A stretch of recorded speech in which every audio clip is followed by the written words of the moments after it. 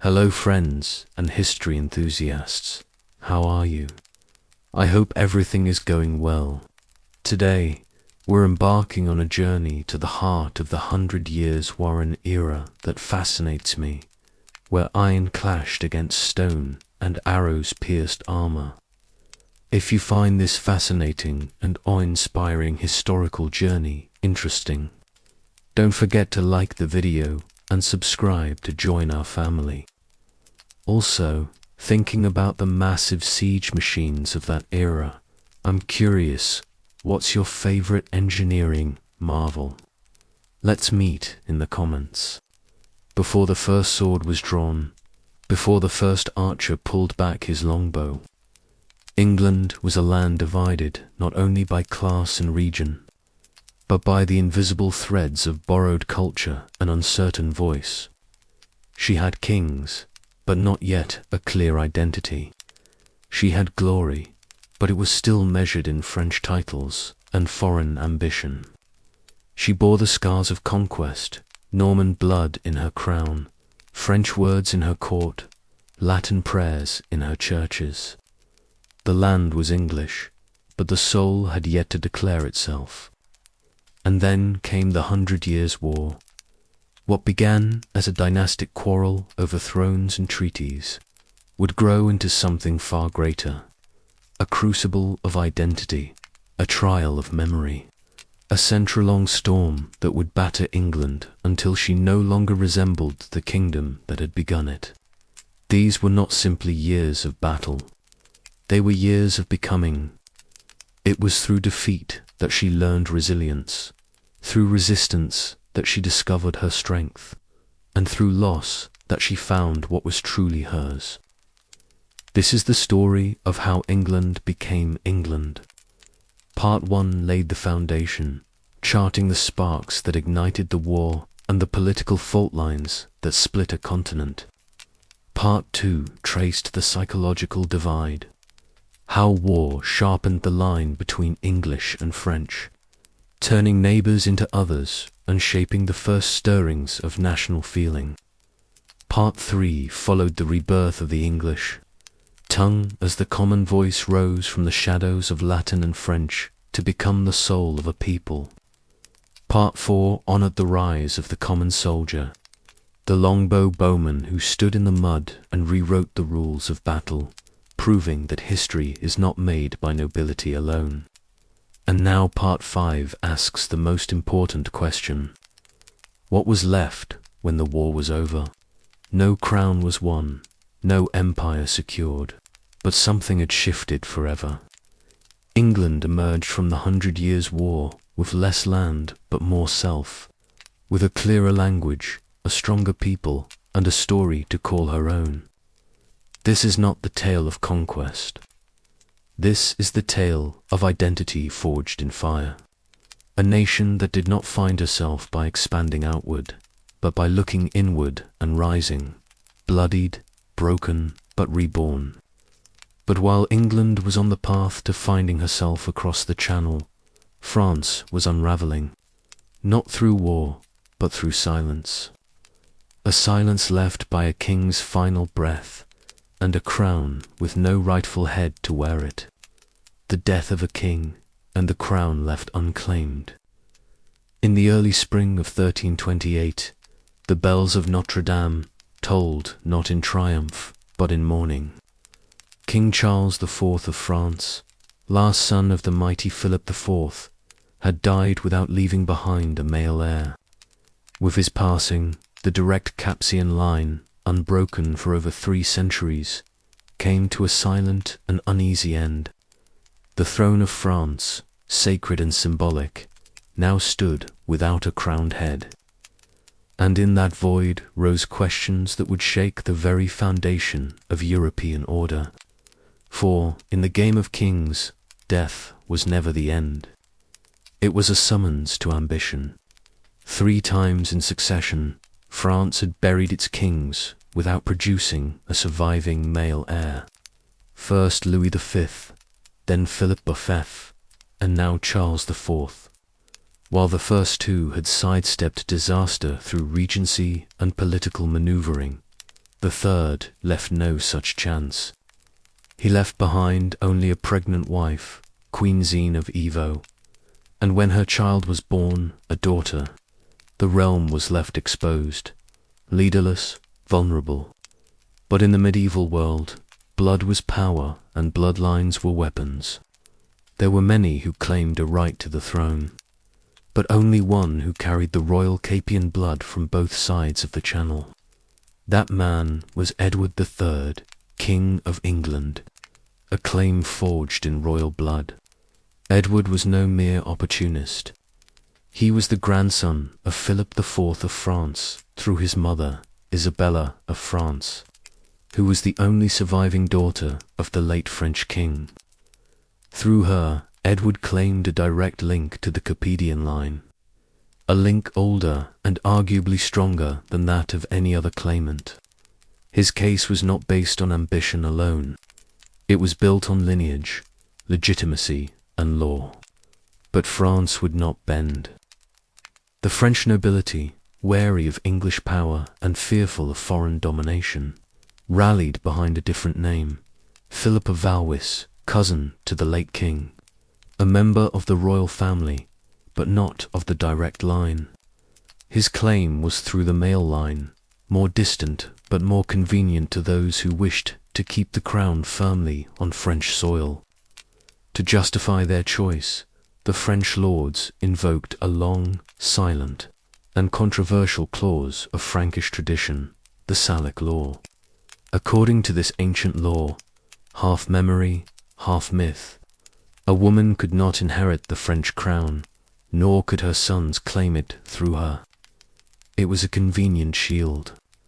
The law had rarely, if ever, been enforced to such extent before, but now faced with the prospect of a foreign king ruling over the heart of France, the nobility wielded the Salic law like a sword. And so Philip of Valois was crowned Philip V, Sixth of France. Betrayal in the blood. To the French it was a safeguard against foreign influence. To the English it was a calculated betrayal. And to Edward III it was nothing less than a theft of his divine right. He was just 15 at the time. His crown still rested heavy on his youthful brow. His rule, dominated by the influence of his mother and her lover, Roger Mortimer, was weak and uncertain. But in the quiet of his chambers, beneath the weight of dynasties and shadows of monarchs past, a fire began to burn. Edward did not forget. He watched. He waited. And he understood something that would define his reign. Thrones are not taken through parchment. They are claimed through steel. A storm awakens.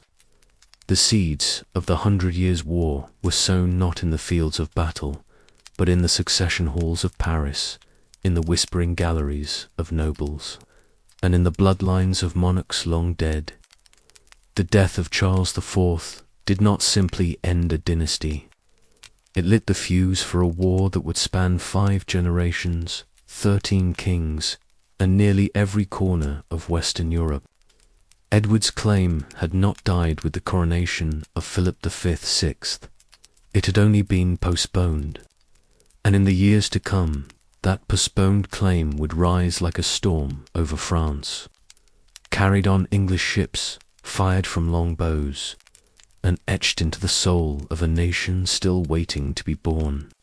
For this was no longer just about a crown. It was about honor.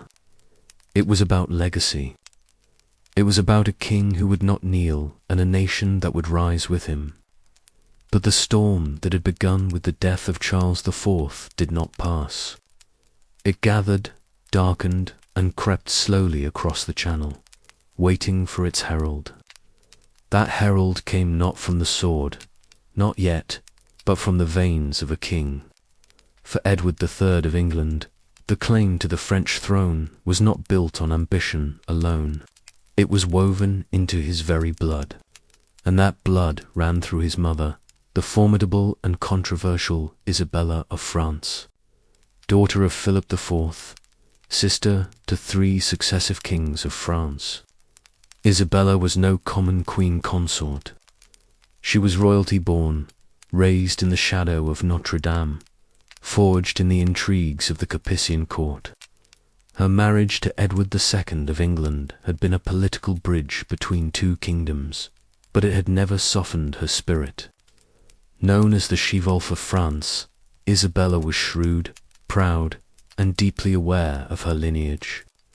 And in the wake of her brother's death, she passed on not only blood to her son, but a cause. Bloodlines become battlegrounds. Edward III, barely more than a boy when Charles IV died, might have bowed in silence had he been born of lesser stock. But his mother's legacy was impossible to ignore. She was the sister of kings, the last living child of Philip IV. Through her, Edward inherited a direct link to the Capian bloodline, closer by birth than Philip of Valois, whose claim would be crowned by political convenience rather than dynastic clarity. The laws of feudal Europe were twisted things, more shield than truth. And so, to deny Edward's claim, the French nobility resurrected the Salic law, that ancient Frankish principle that denied inheritance through the female line. It was a law long dormant, a whisper from a forgotten age, suddenly wielded as iron logic. But Edward saw through the veil. This was no defense of tradition. It was a political rejection, a calculated strike against his crown, and a denial of his birthright. If he allowed this to stand, if he let his claim fade quietly into the parchment of lost titles, England itself would be diminished. And so, beneath the weight of generations, Edward made his stand. From vassal to rival, still young but no longer passive, Edward III began to shape his destiny with the steel of will and the resolve of ancestry. The insult of homage in 1329, when he was forced to kneel before Philip VI for his French lands, had never healed. He had bent, but he had not broken, and now he would bend no more. He began to quietly assert his rights. Diplomats were dispatched. Alliances forged in Flanders. Gascony strengthened. The churning seas of European politics began to turn in his favor. Philip VI, sensing the wind shift, responded with pressure and threats. He seized the Duchy of Aquitaine in 1337, an act of aggression, an open challenge. To Edward, it was the final outrage. No longer would he be a duke. No longer would he be a vassal. He would be a king, or he would be nothing. A king's bold proclamation. And so, in the winter of 1340, Edward III declared himself the rightful king of France. It was a thunderous act, not a whisper of diplomacy, but a roar of defiance. The royal seals of England were remade. The lies of France were carved beside the lions of England. Banners stitched with both crests rose over castles and camps. This was no empty claim. It was a declaration of dynastic war, a challenge hurled into the heart of Paris. Edward had not merely invoked his mother's name. He had raised her blood like a standard in battle. To the French, it was blasphemy. To the English, it was justice. To Edward, it was destiny awakened. Thus, the war for the soul of two kingdoms had begun, not with cannon fire or clashing swords, but with a mother's blood, a son's defiance, and the rising cry of a king who would no longer be denied. And so, as Edward III raised his claim clear and defiant, France responded not with diplomacy, but with doctrine. It was not the sword they reached for first, but the parchment. To deny the young English king, the French crown turned not to strength of lineage or to popular consent, but to an ancient law half buried in the memory of empire, the Salic law. It was a relic of the old Frankish kingdom, originally penned to determine land inheritance among warriors. But now, more than 8 centuries later, it would be twisted into a weapon of exclusion, a barrier not of reason, but of fear. For if Edward's claim were accepted, the Capetian realm would fall under the sway of a foreign sovereign. A king of England sitting on the throne of France was unthinkable to the proud nobility of Paris, and so a legal fiction became royal policy. The law awakened. The argument was elegant in its simplicity. No woman could inherit the throne of France, and therefore no claim could pass through a woman. Edward's mother, Isabella, daughter of Philip IV, sister to 3 French kings, was now deemed legally irrelevant. The French court, desperate to preserve the realm's independence, declared that Edward's blood, though royal, was tainted by maternity. He was of the wrong gender by the wrong parent in the wrong land. Instead, the crown passed to Philip of Valois, a nephew of Philip IV through the male line. Though more distant by blood, he was French-born, French-speaking, and above all, French-controlled. His selection was not the result of destiny, but of design.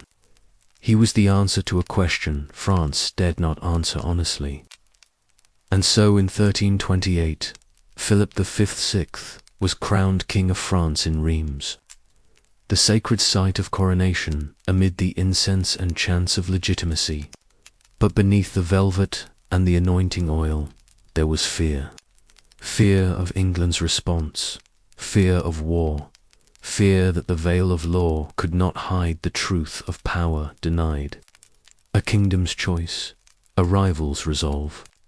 France had made its decision. It had chosen law over blood, politics over legacy, security over unity. But in choosing Philip, it had also chosen its adversary. To Edward III, this was no longer a matter of interpretation.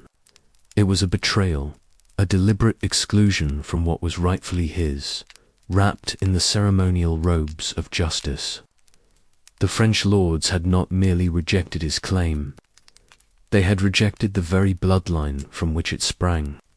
He saw in their legal maneuver not tradition but cowardice, not law but the barricade of fear, and fear, Edward knew, was something he could use.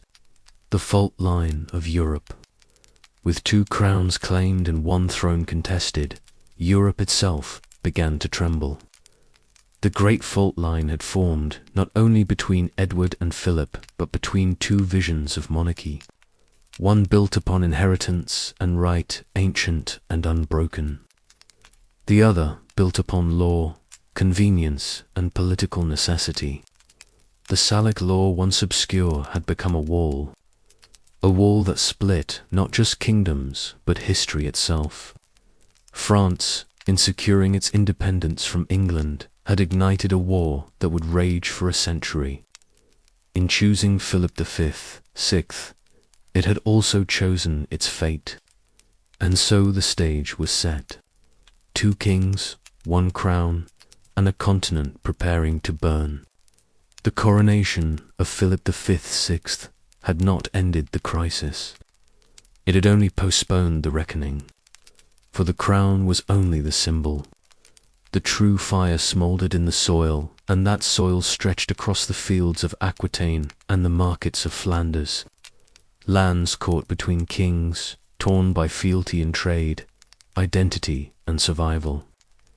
Edward III, though denied the French crown, still held title to a vast portion of French territory, the Duchy of Aquitaine, a jewel in the southwest of France, remained under English control since the days of Eleanor of Aquitaine and Henry II, but Edward did not rule it as an equal.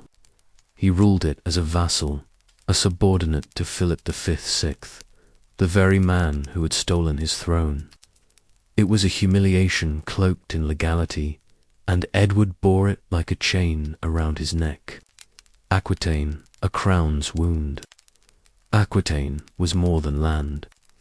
It was a symbol of all that was broken between the 2 kingdoms. The English king was expected to pay homage to the French king for this territory, to kneel before a man he believed had usurped his divine right. Edward did pay that homage in 1329 under pressure and unrest. But his bow was not one of loyalty. It was a wound barely concealed beneath the folds of ceremony. To kneel before Philip was to accept his rule, and to accept his rule was to deny his own blood.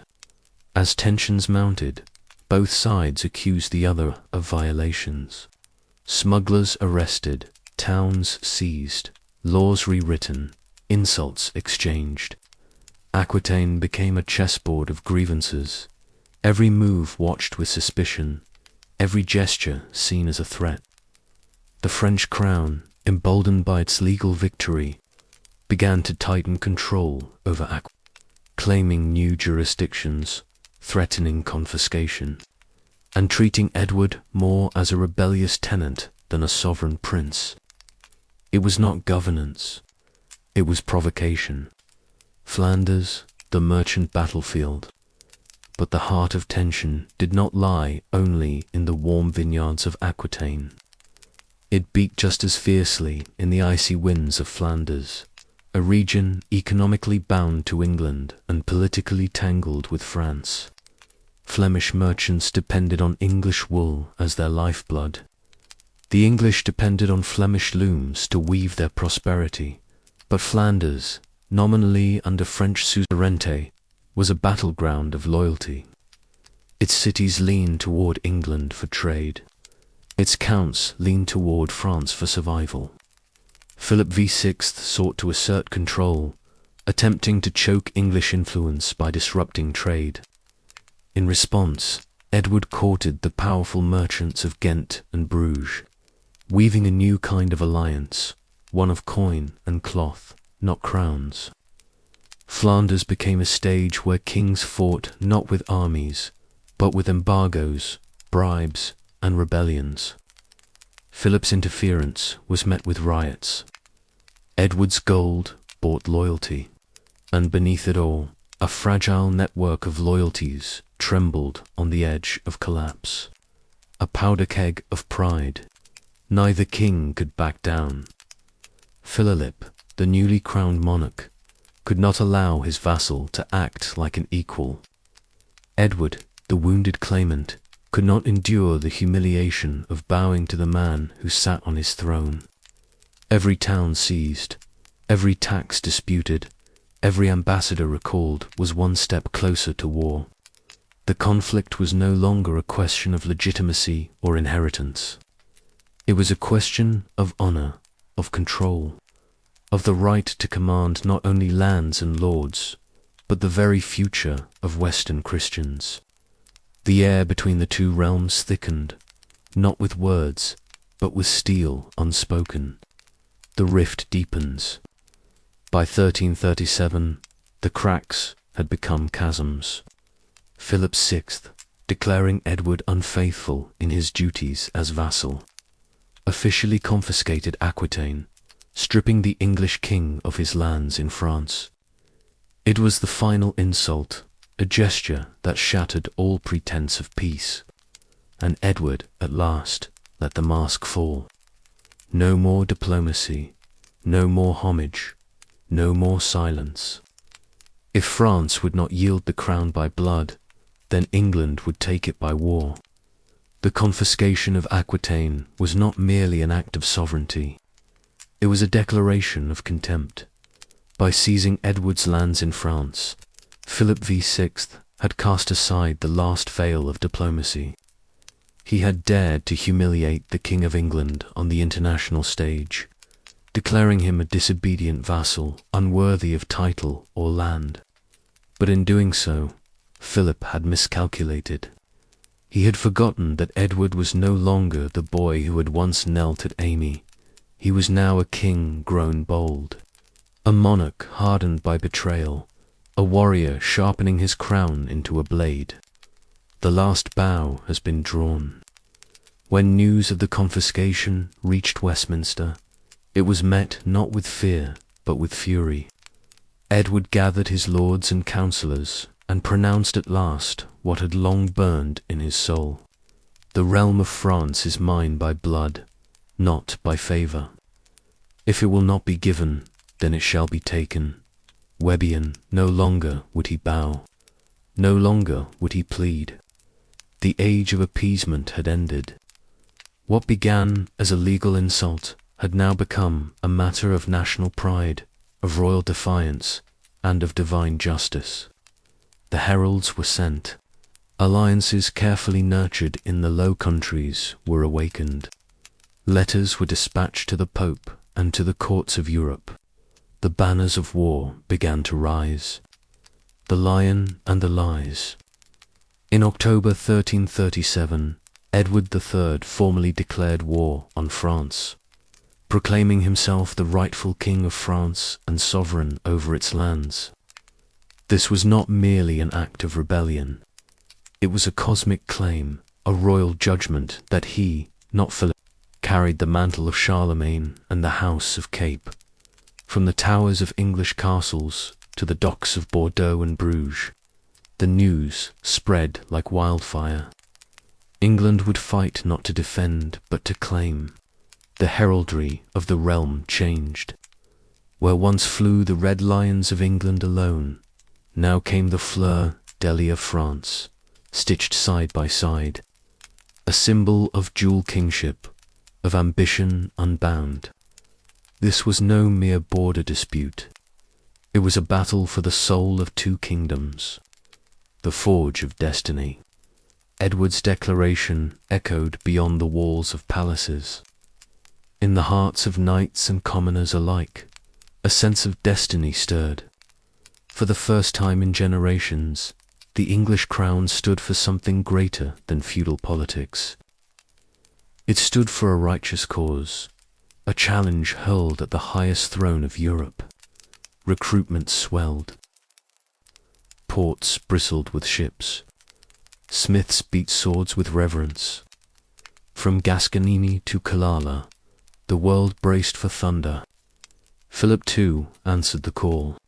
France summoned her armies, rallied her nobles, and swore that the English claim would be buried in French soil. But beneath his armour, the new king knew this was no ordinary war. He was not facing a rebellious vassal. He was facing a rival monarch crowned by conviction and anointed by blood. A war without end. Thus, with crowns divided and thrones contested, the first sparks flew across the Channel. What followed would not be a swift campaign, nor a single battle of kings. It would become a war of generations, of sons avenging fathers, of empires collapsing, and identities forged anew. The 100 Years' War had begun, and with it the old world of chivalry, inheritance, and divine right would be forever transformed. In the fields of France and the hearts of England, a new chapter opened, written not in ink, but in iron, fire, and the roar of banners rising against the wind. But not all wars are fought with steel. Even as knights clashed and kingdoms bled, a quieter battle raged within, the battle for England's very voice. A kingdom divided by its tongue. Though war had now begun in earnest, blades drawn, banners lifted. It was not on the battlefield alone that the struggle unfolded. For long before English arrows darkened French skies, another war had simmered in silence. A war of language, a war of soul. In the early days of the 100 Years' War, the English were not yet truly English. Not in speech, not in mind, not even in the mirror of their own culture. The nobility of England, from lords in their castles to judges in their courts, spoke not the tongue of the common folk, but the polished aristocratic syllables of Norman French. Latin ruled the church and law. French governed diplomacy and power, and English, rough, rural, and unrefined, was the language of villagers, peasants, and silence. It had been so since 1066, when William the Conqueror crossed the sea and planted his sword in Saxon soil. In the centuries that followed, the conqueror's tongue became the voice of kings, and the native speech of the island was shoved into the shadows. Lords without a country. The English court in the 14th century resembled a transplanted Paris more than an independent realm. Noble children were raised with French tutors. Literature and poetry were imported from the continent. The ideals of chivalry, courtly love, and knighthood were copied directly from the chanson of France. The very identity of the ruling class had been foreign for generations. They dressed in French fashion, wrote in French script, dreamed in French dreams. Even the king himself, Edward III, grew up speaking French as his first language. It was a strange irony. As he prepared to challenge the throne of France by right of blood, he did so in the very language of his enemy. But Edward was not alone in this paradox. His entire kingdom stood upon divided ground, its body in England, its soul across the Channel. The awakening beneath. And yet, in the shadow of castles and beneath the silence of the plough, something ancient stirred. The common folk, long ignored by chroniclers and courts, had never surrendered their tongue. They spoke Middle English, a fusion of Anglo-Saxon roots and Norman grafts, battered by centuries, but still breathing. Their songs, prayers, and curses were not spoken in French. Their griefs, their joys, their labor, none of it required a court poet. And now, with war on the wind, the needs of the realm changed. England could no longer rely solely on its nobles and knights. It needed soldiers, archers, laborers, a nation to rise, not a class. And so the forgotten tongue of the fields began to echo louder in the halls of war. The war that changed their voice. As English soldiers marched into France to fight their supposed cultural cousins, they did not feel brotherhood. They felt difference. The French mocked their accents, sneered at their rough manners, dismissed them as barbarians. And in that ridicule, the English saw a reflection. They were not French. They were something else, something separate, something forming. What had once been shame began to twist into pride. What had once been foreign began to feel false, and what had once been ignored. The English language, the English mind, the English soul began to rise. The war had begun as a matter of thrones and treaties, but in the hearts of the people it was becoming a matter of identity. An identity, once awakened, does not sleep again. From the fields of Aquitaine to the gates of Killala, war had drawn sword against sword. But beneath the armor, something deeper was forming. For centuries, the ruling houses of England and France had been bound by blood, marriage, language, and law. Their nobility shared common ancestors. Their courts shared customs. Their sons trained side by side in the arts of war and diplomacy. But as English soldiers marched through French soil under banners claiming a stolen crown, the illusion of brotherhood began to crumble. The French were no longer kin. They were no longer rivals. They were the other. The mirror shattered. In the earliest campaigns of the war, English troops, many of them commoners, drawn from the shires and hills of England, expected to find a land not unlike their own. Their leaders spoke the same language as the enemy. Their laws bore the same Latin roots. Their nobility shared surnames and lineages that stretched across the sea. But what they encountered was not recognition. It was rejection. The French scorned them not just as enemies, but as lesser men, as crude islanders whose manners stank of smoke and mud. The English tongue was mocked as harsh and unrefined. Their food, their dress, their customs, all were met with disdain. What the French saw was barbarism. What the English felt was contempt, and in that wound, something hardened. They no longer saw the French as distant cousins with a disputed crown. They saw them as arrogant, decadent, false, a people who had long forgotten the weight of real labor, real grit, and real loyalty. The birth of the enemy. Thus was born the idea of the foreign French, not just a rival kingdom, but a nation fundamentally different in character, in culture, in soul. To the English, France became the mirror that revealed who they were not. The French rode with banners of gold and embroidered saints. The English marched with mud-stained boots and long bows carved from yew. Oh, the French glorified the ceremony of war.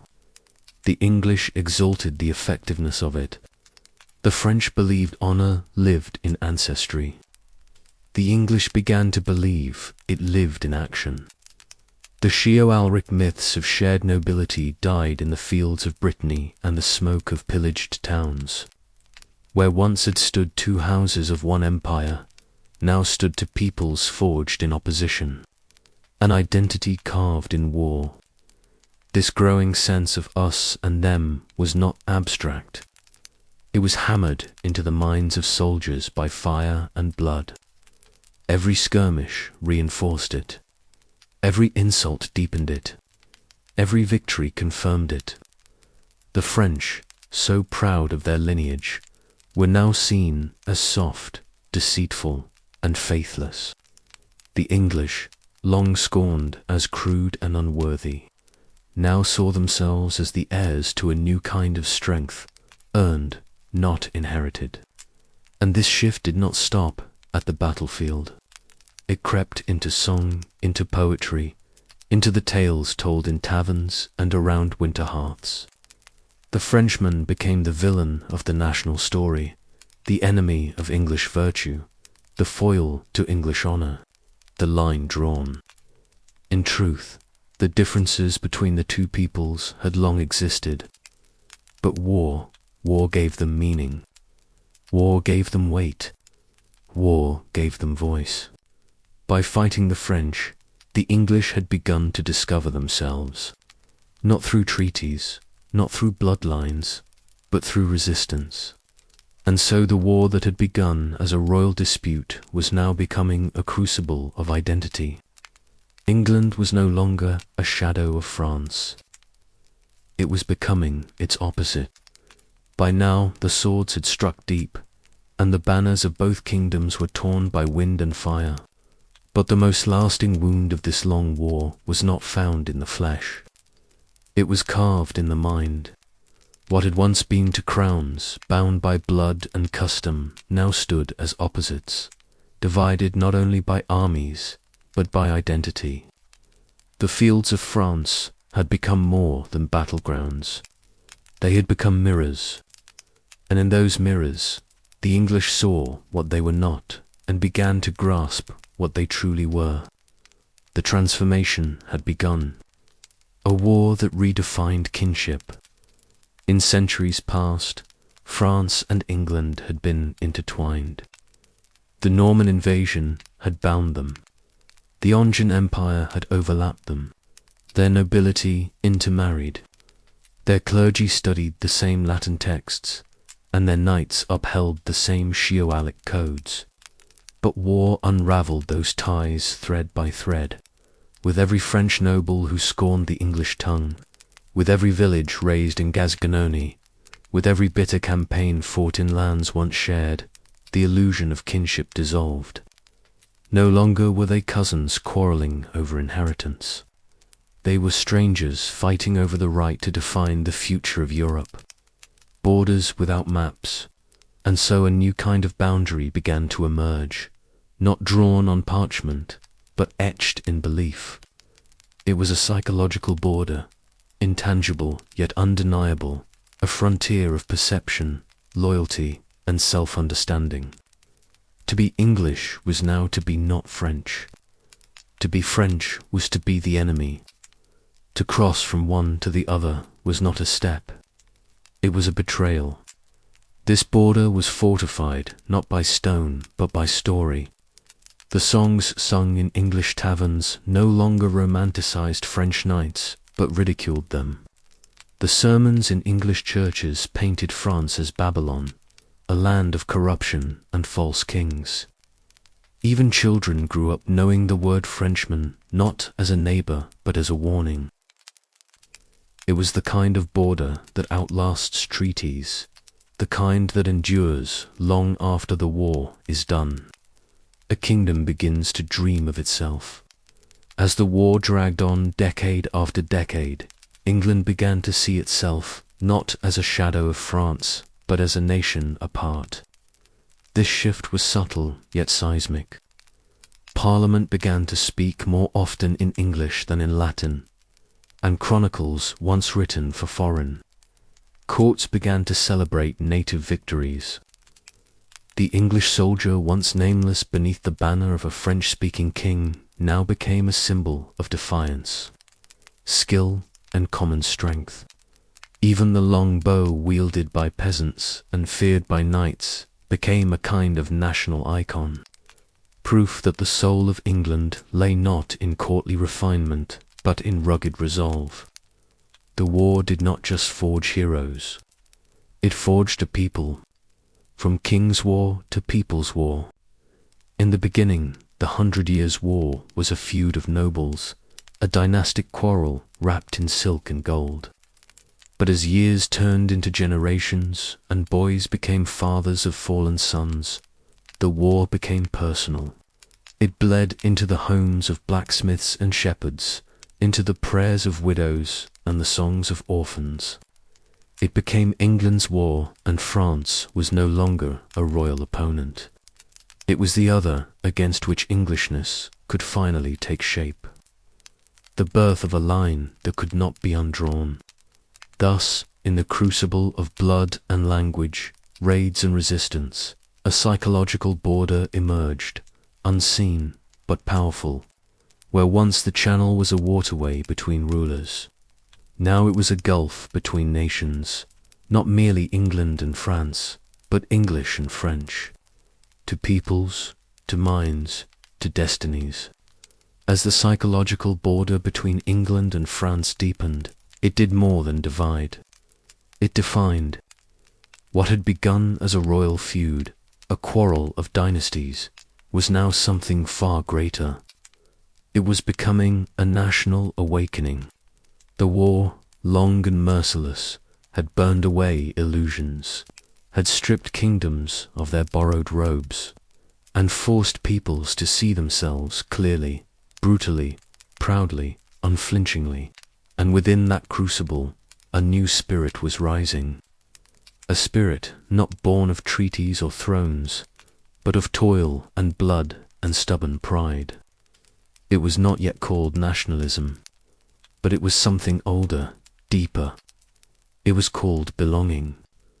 From court to field, the threads of identity. Once only kings and lords had the luxury of identity. Commoners served. Nobles ruled. The realm belonged to the crown. But war cares nothing for hierarchy. It demands from everyone.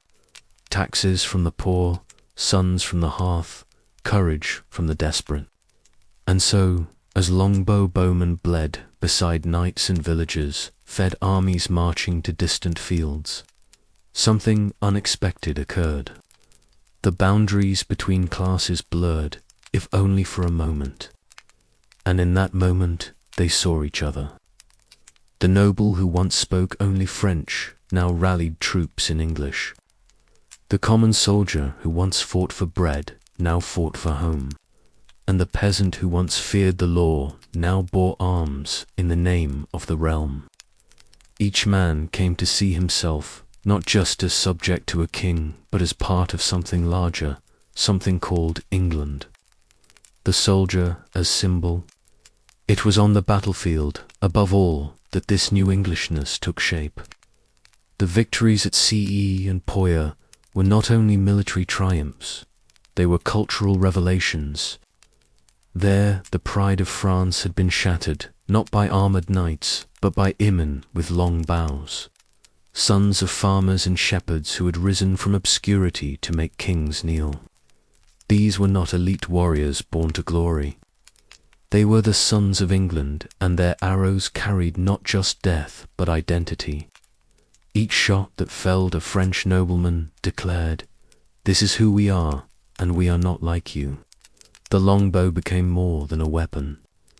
It became a symbol of English spirit, simple, strong, and devastatingly effective. A shared language of belonging.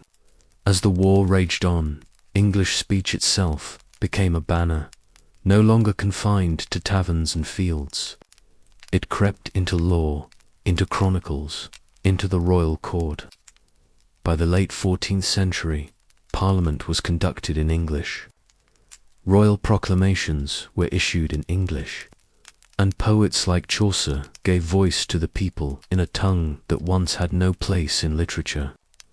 From the noble to the merchant, from the archer to the ploughman, a common thread was being woven. They began to speak the same language. They began to tell the same story.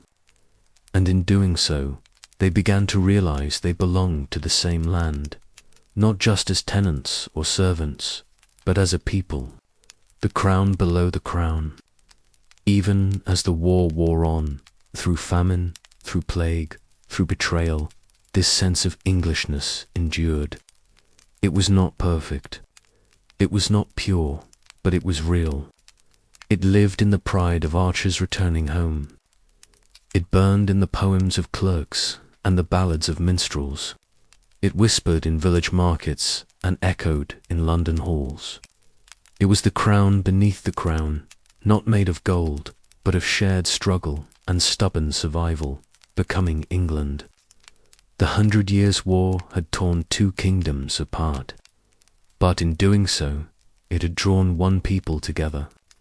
They had fought side by side. They had suffered side by side, and in the ashes of war, they had begun to dream side by side, not of conquest, not of glory, but of something more enduring. A land they could finally call their own. A name they could finally speak with pride, a people becoming English. And so, as blood soaked the soil of distant fields, as towns rose and fell beneath the banners of rival kings, England did not simply fight a foreign war. It gazed into a mirror forged by fire. This mirror did not show crowns or castles. It did not reflect treaties or lineages. It showed a people, raw, weathered, awakening. For war, relentless and indifferent, has one hidden gift. It strips away illusion. It reveals what survives. And what survived in England was not the borrowed elegance of French courts, nor the echoes of Norman heritage. What survived was something native, rising from the land itself, a language, a pride, a people, the mirror of the battlefield. On the battlefields of France, the English came face to face with themselves, not as nobles or peasants, but as a collective force shaped by shared struggle. When a common archer brought down a noble knight, the old feudal world trembled. When the king addressed his soldiers in English, the ancient walls between ruler and ruled cracked. They saw it in each other's faces, in the mud, in the blood, in the silence before the charge. We are not what we were told we are. We are something new. The enemy wore familiar armor, but the English soul had changed. Hardened by distance, deepened by pain, and in contrast to the enemy, the English began to feel, not inferior, but distinct, the war that gave them shape. This war, though born of royal claim, had become a crucible of identity. It gave rise to the English language in court and parliament. It elevated the longbowman as a hero equal to the knight. It linked the fate of the realm not just to kings, but to every soul who bled for it. France had forced England to fight, but in doing so, France had forced England to define itself. Not by what it borrowed, but by what it became. The end of the shadow. For centuries, England had lived in France's shadow. Its ruling class had mimicked French speech, adopted French culture, upheld French chivalry. But the war shattered that reflection. France was no longer a model to admire. It was a rival to resist. And resistance brought revelation. What once felt like imitation now felt like submission, and what once seemed foreign now felt false. The mirror revealed a truth that could no longer be unseen. We are not them, we are us. We are English, a people forged, not inherited. This new identity was not born in palaces. It was hammered out in the cries of the wounded, in the hunger of blockades, in the silent prayers of mothers awaiting sons who would not return. It did not arrive with flags. It rose from the ground, rough, stubborn, enduring. And though kings would change, borders would shift, and battles would rage for another century, the English people had found something permanent. Not victory, not conquest, themselves. The mirror stands.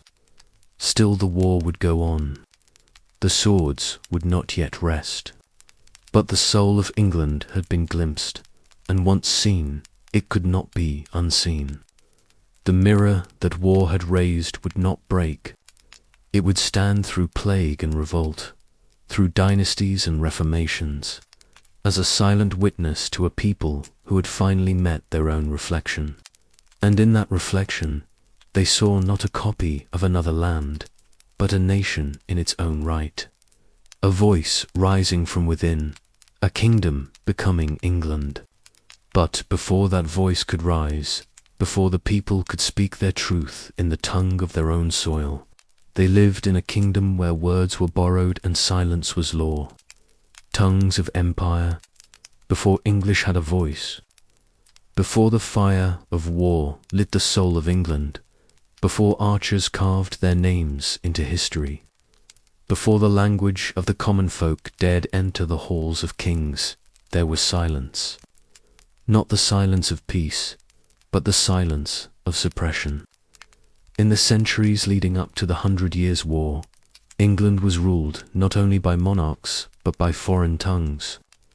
Words held power, and power belonged to Latin and French, the twin tongues of the elite. Latin was the language of law, of scripture, of God. It echoed in cathedral choirs, flowed from the pens of scribes, and governed the minds of judges and priests. It was the voice of eternity, unchanging, unreachable, incomprehensible to most. French, meanwhile, ruled the courts. It danced through the halls of nobility, adorned legal documents, and sang the ballads of kings and queens. Since the Norman conquest in 1066, Norman French had become the language of status, elegance, and authority. To speak French was to belong, to be heard. The English kings themselves, Plantagenets, Angevines, and early Lancastrians spoke French as their first tongue, addressed Parliament through interpreters and composed poetry in the words of Paris, not London. To rise in power was to rise in language, and English was not the latter. English, the forgotten tongue. Down in the villages and towns, in the stables and smithies, the people still spoke English, but it was a language exiled within its own land. It had no place in Parliament, no seat in university halls, no glory in literature, no sacredness in the church. To speak English was to speak from the margins. It was the language of mothers and merchants, of weathered hands and untaught minds. It carried memory, yes, but not might. Even the very laws that governed the English were written in French, delivered in Latin. and enforced by men who saw English as little more than a crude dialect of the soil. It was as if the soul of the nation had been split from its tongue. The silence of kings. Perhaps no moment captured this more than the early reigns of English monarchs, who could barely speak the language of their own people. Henry III composed letters to the Pope in flawless Latin, but relied on translators to address his subjects. Edward IV, though fiercely English in warfare, used French almost exclusively in court. Even Edward III, the very king who would later raise the banner against France, grew up speaking French in palace halls, while the language of the streets remained foreign to his ears. This was the England of old, a kingdom whose crown rested in English soil, but whose words were spoken in borrowed voices, a nation mute in its own song. And yet beneath this elegant domination, something stirred. The people did not forget their tongue. They whispered it in marketplaces. They taught it to their children. They carved it into oak beams and stone walls. They buried their dead with it and sang to their newborns in it. It survived. But survival is not the same as power. And before the war, English was not yet a force. It was a ghost, present but unseen, heard but unheard, waiting for a reckoning. The stage before the uprising. So when the war came, it did not only bring swords and siege towers. It brought opportunity. Opportunity for a language long silenced to find its voice. For a people long divided to speak in unity. For the mother tongue of England to rise, not as an echo, but as a standard. Before that could happen, though, the people needed a reason, a war, a fire, a cause worthy of a voice. And that voice was coming. The silence was breaking. What Latin had buried in parchment and French had crowned in silk was now rising from the dust and blood of war. Not with elegance, but with purpose. The English language long banished to the hearth and the hedgerow, now marched with the army, shouted from siege towers and echoed in victory. It came not from kings, not from bishops, but from the mouths of those who fought, bled, and buried their dead with calloused hands. The people had found their war, and with it they began to find their voice, the language of the archer. The longbow bowman did not speak Latin. The farmer-turned-soldier did not quote Cicero. The blacksmith who became a captain could not write in French, but they could strike fear across the fields of Crecy and Poitiers. They could humble knights with a single arrow. They could break siege lines with stubborn courage and iron faith. And they did it all in English. As England's military strength shifted from noble cavalry to common infantry, so too did the cultural balance begin to tip. The men who bore the weight of England's war no longer came from castles, but from cottages, from alehouses, from the villages that dotted the green bones of the island. Their voices mattered because their lives were now the shield of the kingdom. From margins to centre, at first the noble class still held the pen. French remained the language of command. Latin remained the voice of judgment. But war is a patient reformer, and blood is a persuasive ink. The more soldiers returned from war with honor, scarred, victorious, and loyal, the more they demanded to be heard. The more peasants bore taxes to fund the crown's ambitions, the more they demanded representation. The more villagers sent to die in France, the more they demanded to speak in the language of their grief. Parliament, once dominated by Latin legalese and French flourish, began to shift.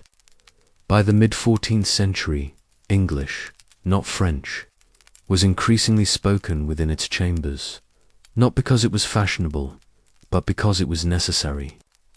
A king could not rule without soldiers, and soldiers could not be ruled without language, the tongue of the realm. And so the unthinkable began. The English tongue crept upward. It was used in battlefield commands. It was etched into letters sent home from campaign. It became the language of recruitment, of prayer for the fallen, of folk songs sung to remember the lost. Even the Church, once zealous in its defense of Latin as the only sacred tongue, found English creeping into sermons and confessions. The people would no longer beg forgiveness in a language they could not understand. They wanted to pray as they bled in English. Power from the soil. The rise of English was not a revolution of grammar. It was a revolution of recognition. For centuries, power had spoken in borrowed voices. Now it began to echo with the cadence of the people. The people who had tilled the soil, fed the armies, drawn the bows, and buried the dead. Their tongue was rough, yes, but it was real. It came not from courts, but from truth. And the realm was beginning to listen. The language of loyalty. To fight in a king's war was to suffer for the realm, but to fight in your own language, that was something new. It meant that the war was not just for crowns or coats of arms. It was for identity, for the right to be seen, heard, named. The common people had always borne the weight of England. Now for the first time they were beginning to shape it, and they would shape it in English. What began in the muddy fields of France soon thundered through the marble pillars of Parliament. The longbowman's voice, the one shouted across battle lines and whispered in prayer, was no longer content to echo only through village lanes and alehouses. It began to rise slow and steady into the sanctums of power, and for the first time in centuries, the great institutions of the realm, the church, the courts, and the crown, could no longer ignore the tongue they had long cast aside. The crown listens to its soldiers. The kings of England, though still draped in the trappings of French nobility, began to shift, not out of sentiment, but out of survival. A king who expected his soldiers to die for him had to learn to speak to them not in the language of Paris, but in the words of the ploughman, the archer, the smith. And so English entered the court, not as a guest, but as a voice of loyalty. By the mid-14th century, Edward III had begun issuing proclamations in English, not merely symbolic. These declarations carried legal weight and were meant to be understood by all, not just clerics and nobles. For the first time since 1066, the crown was addressing its realm in the language of the realm. The law speaks to the people. In the courts, too, a quiet revolution took root. Justice had long worn the mask of Latin, remote, mystical, alien. The people feared it, for they could not understand it. They obeyed it, but they never felt it was theirs. But war had changed that. The commoner who fought beside his lord on the battlefield now demanded to stand with him in court, not beneath. In 1362, Parliament passed the Statute of Pleading, declaring that English would be used in legal proceedings so that the people might understand the law that governed them. No longer would verdicts be handed down in cloaks of foreign speech. Now the law would speak in the clear voice of the nation. The church hears the murmur. Even the church, fortress of Latin tradition and gatekeeper of salvation, began to feel the wind change. The war had shaken faith. Priests buried hundreds in a day. Chaplain marched with armies. Villagers watched plague and violence consume their world. In their desperation, the people turned not just to God, but to understanding, and understanding required language. They no longer wanted sermons muttered in Latin or prayers read from unreachable books. They wanted the word of God in their own tongue, the same tongue they used to mourn the dead and bless the harvest. The seeds were sown for what would one day become a translation of the Bible into English. A revolution that would shake the spiritual world just as war had shaken the political one. From whisper to thunder. What had once been a whisper of the commoner now became a roar of the nation. English in the court was now the language of justice. English in the crown was now the language of governance. English in the church was now the language of salvation. And through it all, one truth echoed louder than any decree. We are no longer ruled in a tongue we cannot speak. The voice of authority becomes native. With each law passed in English, each sermon spoken plainly, each royal order heard without translation, the realm was No longer was England simply ruled. Now it was represented not just by blood or birth, but by language. The institutions that once spoke above the people now spoke with them. And the tongue that had once lived only in the shadow of cathedrals and castles now stood in their light. The law had begun to speak English. The crown had begun to command in English. The church had begun to pray in English. But still something remained. A realm needs more than orders and prayers. It needs stories. A nation truly becomes itself when it can tell its own tale in its own tongue. Not merely to record law or plead justice, but to dream, to weep, to laugh, to remember. And so from the very soil soaked with war and resurrection arose voices not of kings but of poets. Voices that gave the English people a mirror, a melody, and a myth. Their names were Chaucer and Gower, and their words would awaken something that battle alone could not forge. A shared soul, the pen becomes a banner. Until now, the written word had belonged to the privileged. Latin was the language of the sacred. French was the language of courtly romance and scholarly wit. English had no place on the parchment of prestige.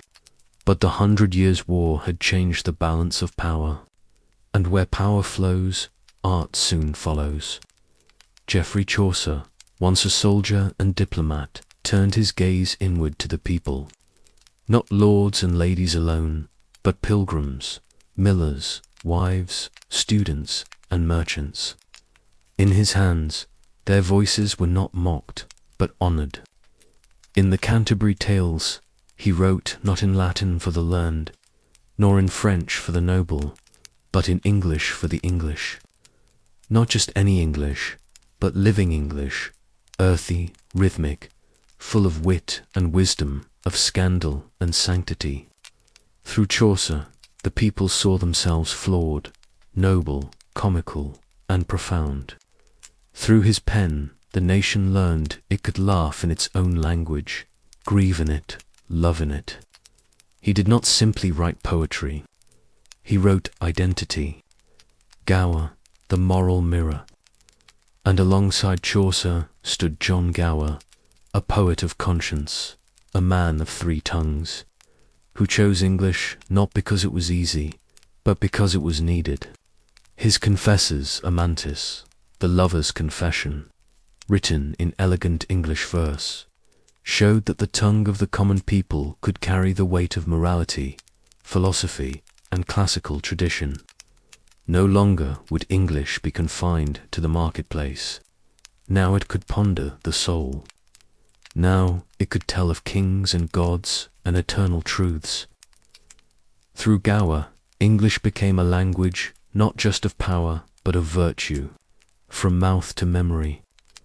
The works of Chaucer and Gower did not spread because of court decree. They spread because they belonged to the people. Read aloud in taverns, quoted in guild halls, memorized by students, celebrated by clerks. They were not merely literature. They were scripture for the soul of a rising nation. And as their stories traveled, so too did a truth that no foreign tongue could erase. This is our language. These are our lives. This is our England. A nation begins to sing with poetry came permanence. For laws change, kings die, wars end, but stories they endure. The English language, once laughed out of courtrooms and cloisters, now soared through the minds and hearts of an awakening people. It could tell the story of a knight's honor, a widow's sorrow, a peasant's prayer, a fool's wisdom. Through Chaucer and Gower, England did not just rise in arms. It rose in imagination. And when a nation begins to imagine itself in its own voice, there is no going back. From Chaucer's wit to Gower's wisdom, from the battlefield to the pulpit, the English language had proven its worth, not by royal decree, but by the heartbeat of a people awakening to themselves. No longer was English merely the language of the common folk. No longer was it confined to mud-slicked villages or whispered in market stalls. Now it was the soul of a people made visible. A banner that flew not from a castle tower, but from every tongue that dared to speak with pride. A language forged in fire. The 100 Years' War did more than redraw maps. It redrew the psyche of a nation, as English soldiers bled beside one another on foreign soil, as English families wept and prayed in the same familiar words, as English poets told tales in tones the people could feel. Something irreversible happened. The people began to see themselves not as fractured villagers or feuding lords, but as one people, one land, one voice. And that voice was English. From identity to ideology, language is more than sound. It is memory, belief, and belonging. The rise of English was not just practical, it was spiritual. It carried the grief of widows, the valor of archers, the faith of mothers, the dreams of children. Through it, the English remembered their past, spoke their present, and began to shape their future. It gave them something France could never take. Not land, not wealth, but selfhood. No longer the language of the poor. What once had been ridiculed as rustic and crude was now spoken in Parliament, written into law, sung in poetry, and prayed in cathedrals. What once had belonged only to the peasant now belonged to the crown, and more importantly, it belonged to all. In English, a nobleman and a farmer could understand one another. In English, a soldier and a priest could share a prayer.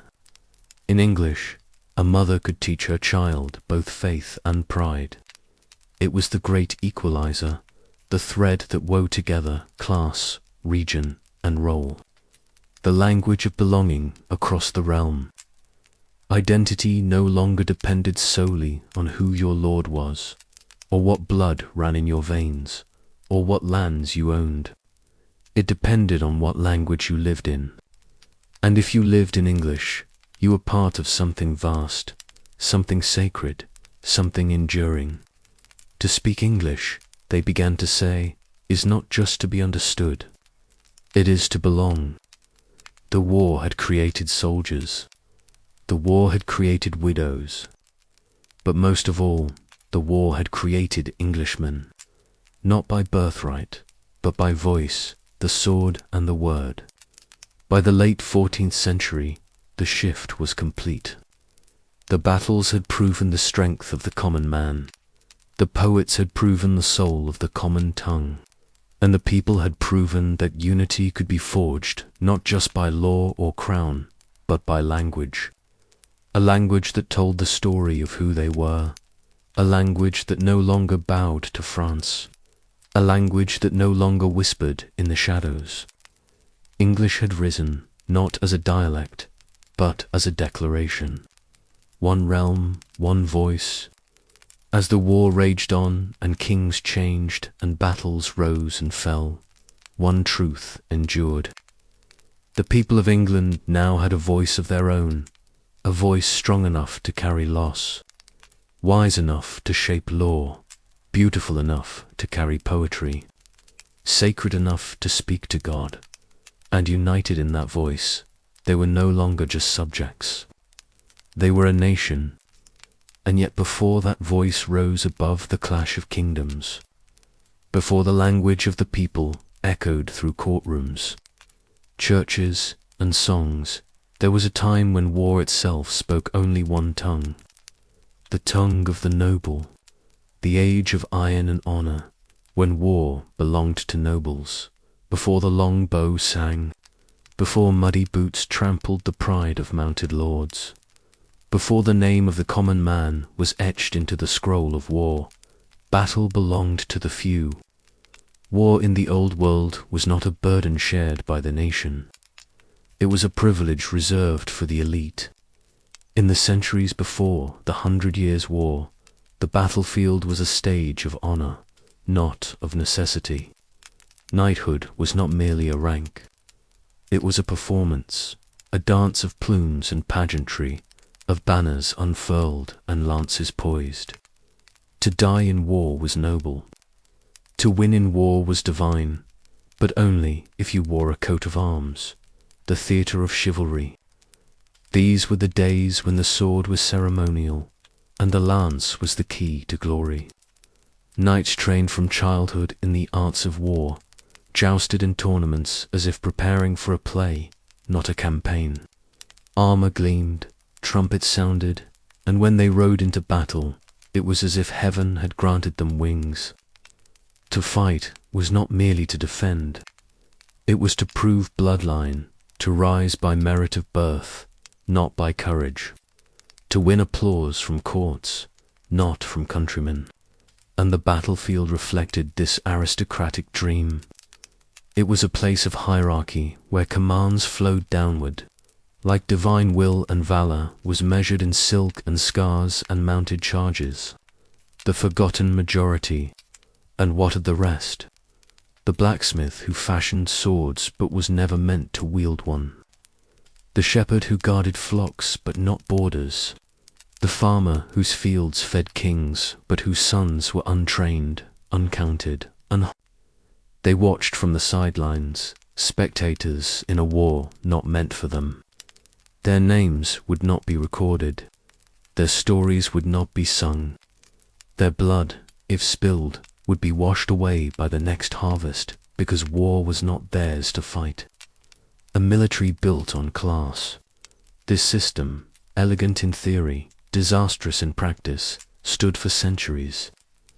Battles were small, symbolic, and often indecisive.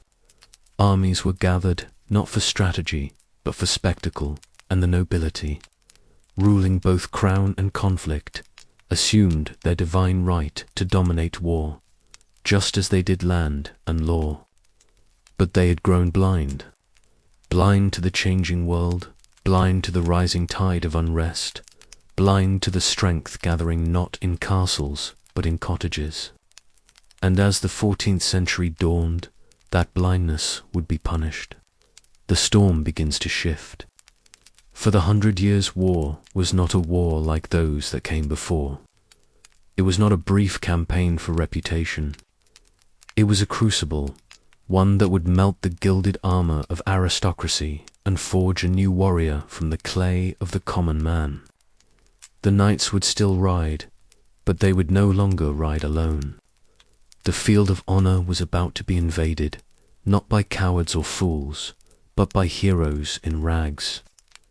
The coming revolution, before the arrow pierced the sky at Crecy, before mud swallowed the hooves of chivalry at Asna, before the Emin etched his mark into history, there was this moment, this final breath of the old world, a time when war still believed it belonged to the few.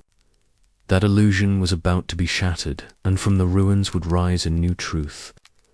That courage knows no rank, that loyalty wears no silk, and that history in the end belongs not to those born noble, but to those who fight for the soul of a nation. The illusion of noble supremacy had cracked. The battlefield was no longer a tapestry for the vanity of lords. It had become a furnace, unforgiving, relentless, and vast. The 100 Years' War was not a knight's duel. It was a war of nations, And nations, unlike noble households, could not be defended by pageantry alone. Steel alone was not enough. What England needed now was discipline, endurance, and numbers. What it needed was a new kind of soldier, war without end. This was no seasonal raid, no border skirmish to settle dynastic pride. The war between England and France dragged on year after year, sapping treasuries, testing morale, and consuming men like fire consumes dry timber. Knights, once the vanguard of the army, were too few, too proud, too expensive. They were trained for shock, not siege, for spectacle, not survival. What England faced was a war of attrition where battles were won not by flair but by fatigue. And in such a war, the common man became indispensable. The call to arms. The crown turned to the countryside, not out of mercy, but out of necessity. Every village became a recruiting ground. Every able-bodied man, a potential warrior, the bowman, the spearman, the foot soldier. They would be the new shield of England. They were not raised in velvet halls, but in barns and forges. They were not schooled in Latin, but in weather, hunger, and pain. And yet, when trained, when hardened, they became the backbone of a nation at war. Training the nation, a new system emerged, not of conscripts, but of contracts. The English crown began to fund retinues, small units of paid professional soldiers under local captains. This was not feudal obligation.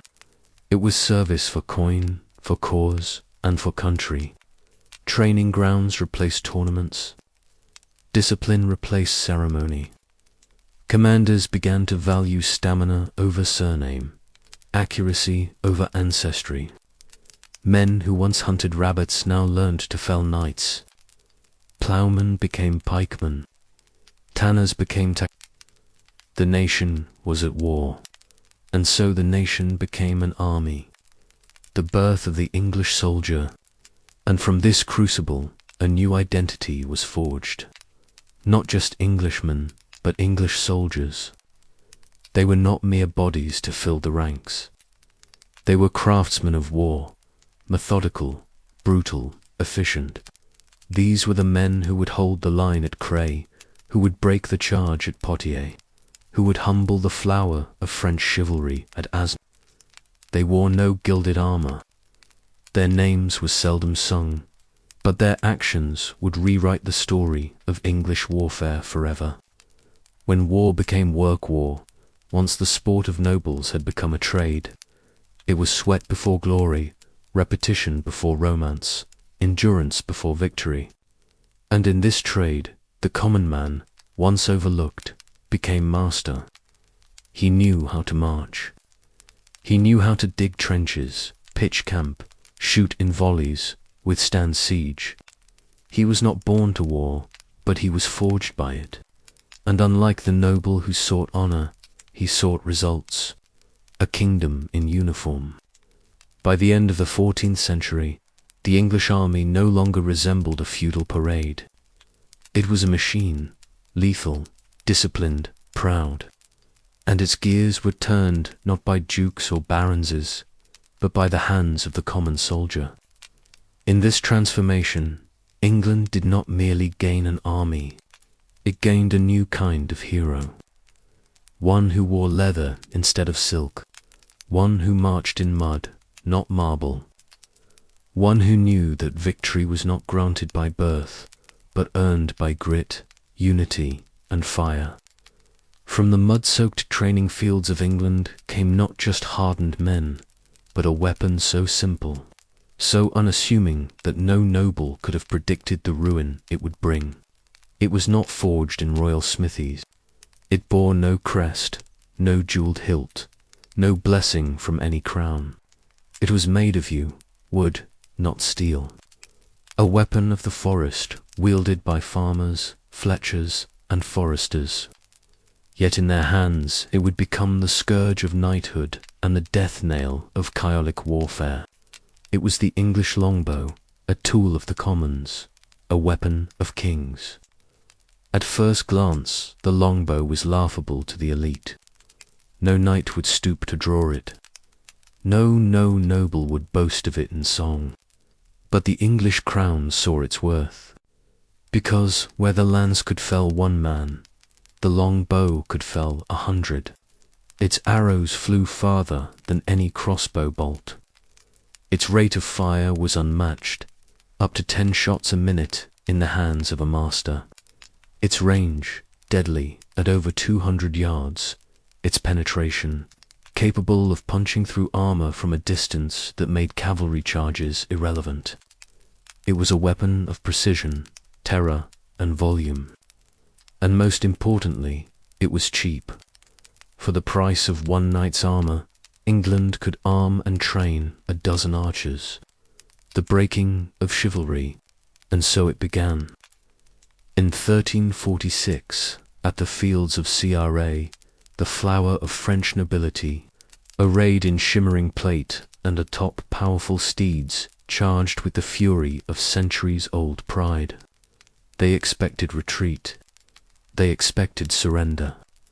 Instead, they found themselves riding into a storm of arrows, descending like rain, blackening the sky. Wave after wave of armored cavalry was shattered by peasants with strings of twisted hemp and arrows feathered with goosequill. The longbowmen, trained from childhood, did not falter. They did not need armor. They needed only resolve and the strength of their draw. The French knights, symbols of an era, fell not by blade or lance, but by the will of the low-born and the curve of seasoned yew, a tactical earthquake. The long bow did not merely kill men. It killed ideas. It destroyed the illusion of invincible cavalry. It exposed the vulnerability of armor. It ended the notion that social class determined battlefield worth. At Poitiers and again at Asna, the lesson was repeated louder each time. French knights, numerous, proud, overconfident, charged straight into their doom. Their horses slipped in mud. Their formations broke under arrow volleys.